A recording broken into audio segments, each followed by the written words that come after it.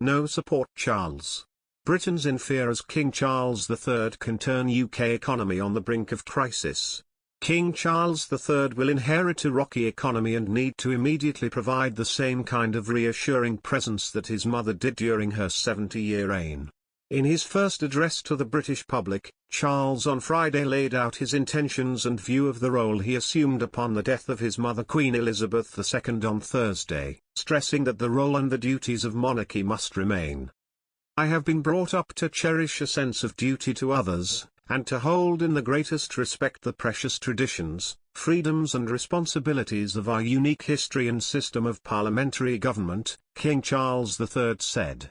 And he will have the chance to test that view in the coming months as he starts to attend weekly meetings with Prime Minister Liz Truss, who took charge to form a government as the final act of Queen Elizabeth II's rule over the United Kingdom.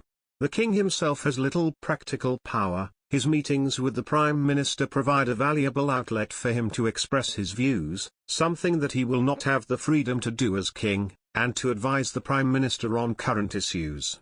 Britain's economy presents a significant problem but has not yet turned into a full-blown crisis. Truss announced plans to cap energy bills to a cost of $172 billion while the Bank of England postpones decisions on an interest rate hike in order to combat inflation.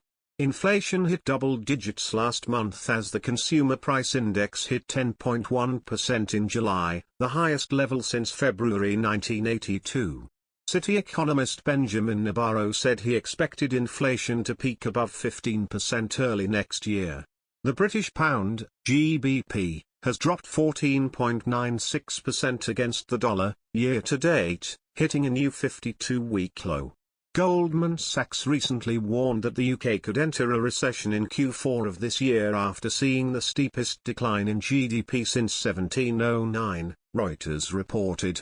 Truss pledged to be hands-on with Britain's very serious energy crisis and ruled out imposing a windfall levy on oil companies to pay for her plans to offset soaring costs of heating and electricity, but energy may prove one point of contention between the King and his Prime Minister.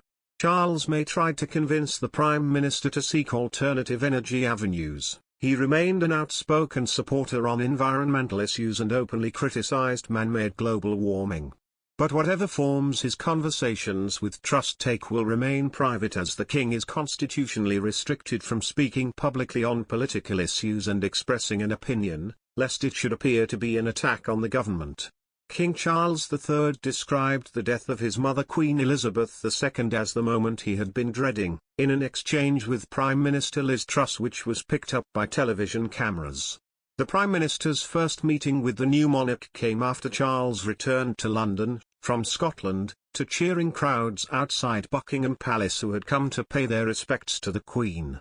"The moment I've been dreading, as I know a lot of people have," Charles was heard saying to the Prime Minister as they met in the audience room at Buckingham Palace.